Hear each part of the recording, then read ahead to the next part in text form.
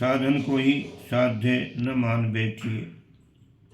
सिद्धि ही जीवन का चरम एवं परम लक्ष्य है और उसके लिए साधक एवं साध्य की त्रिपुटी की शुद्धता अत्यंत आवश्यक है। इस त्रिपुटी में से एक भी दोषपूर्ण है तो सिद्धि भी दोषपूर्ण ही प्राप्त होगी।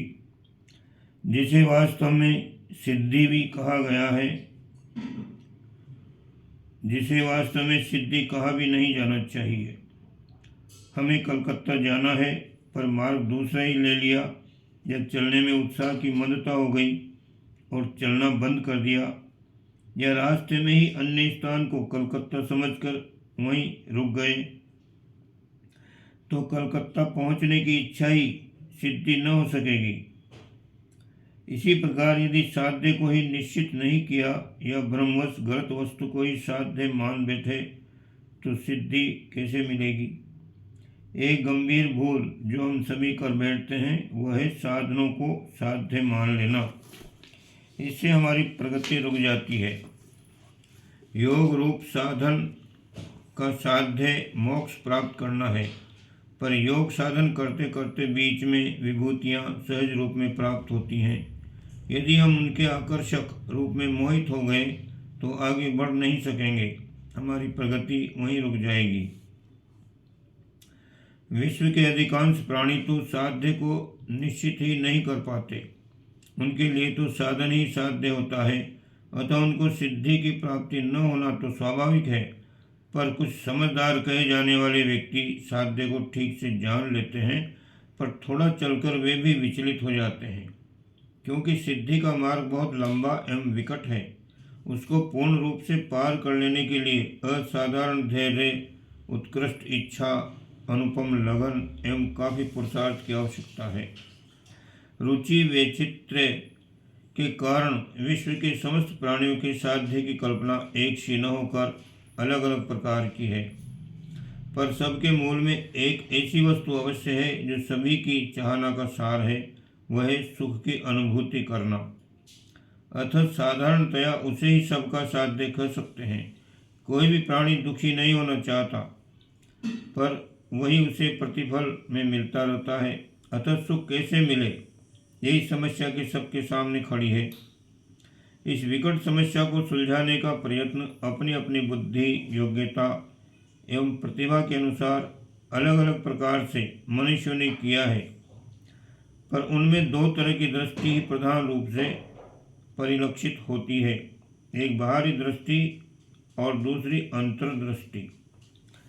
बाहरी दृष्टि वालों ने तो सुख का साधन विभिन्न वस्तुओं की अधिक से अधिक परिमाण में प्राप्ति की जाना है। फलतः विश्व में नित्य नई वस्तुओं का आविष्कार हुआ एवं होता जा रहा है और उनके अधिक से अधिक प्राप्त करने में विश्व जुटा हुआ है। हमें जो जो अधिक धन, अधिक वस्तुएं मिलती जाती हैं, हमारी तृष्णा बढ़ती ही जाती है।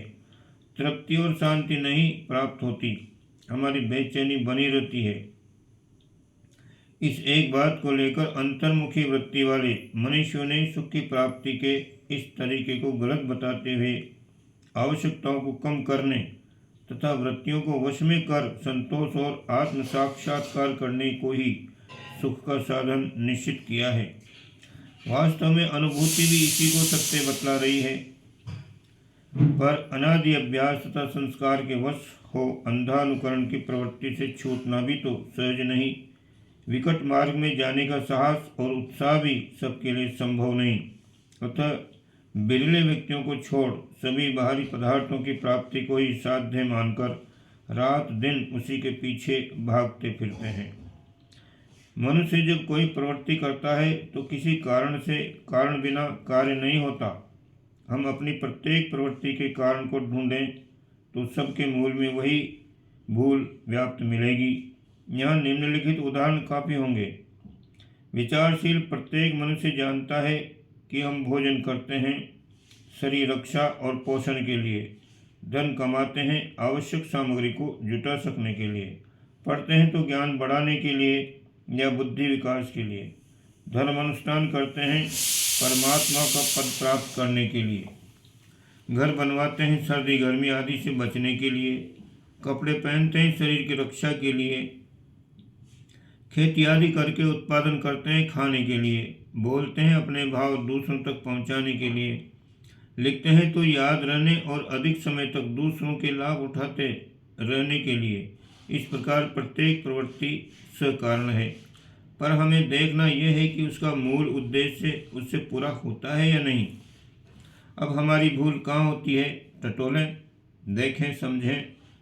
हम भोजन करते हैं पर उसमें शरीर के पोषण को ध्यान न रख बीच में ही पथभ्रष्ट हो स्वाद को साध्य समझ लेते हैं। फलतः बहुत बार भूख से अधिक खा लेते हैं या अनावश्यक गरिष्ठ पदार्थ खा लेते हैं, जिससे शरीर रक्षा का उद्देश्य नष्ट हो जाता है और उल्टे उसकी हानि उठानी पड़ती है। हमारा साध्य शरीर रक्षा न रहकर बीच की भूल भुलैया का मजा लेना हो जाता है।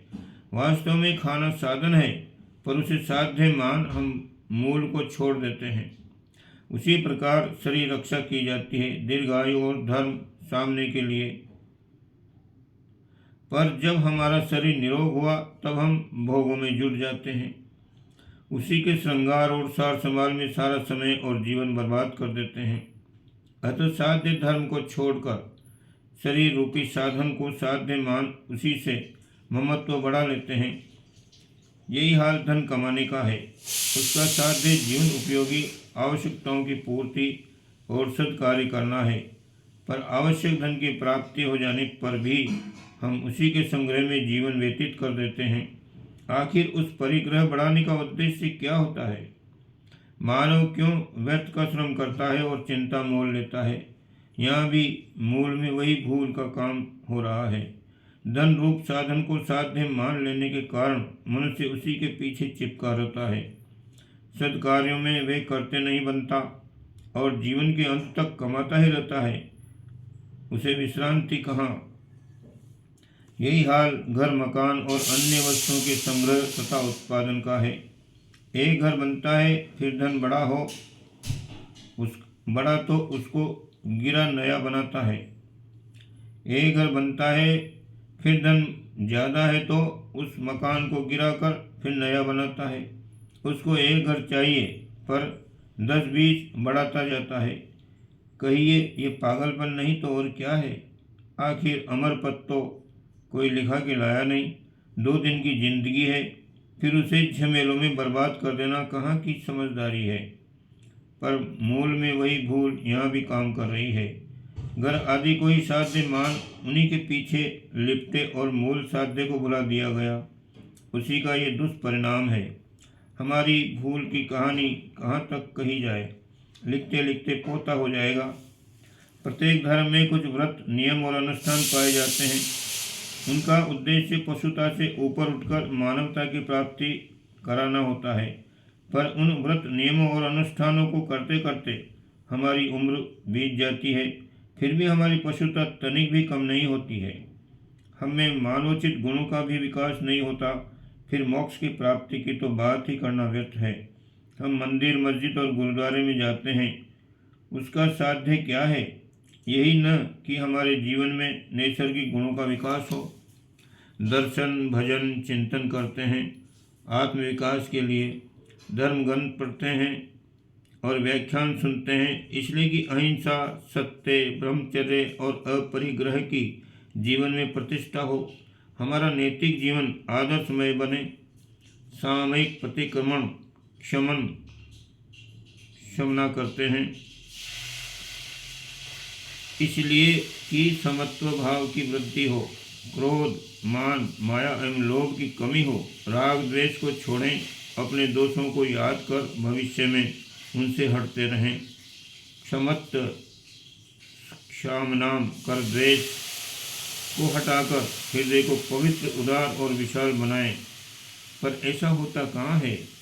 नित्य प्रतिक्रमण और सामयिक करते रहने पर भी हमारी वृत्तियाँ पुरानी हैं एवं धर्म कार्य न करने वाले दूसरों की भांति ही उसमें भी वे सब दोष पाए जाते हैं, कभी कभी तो अधिक मात्रा में।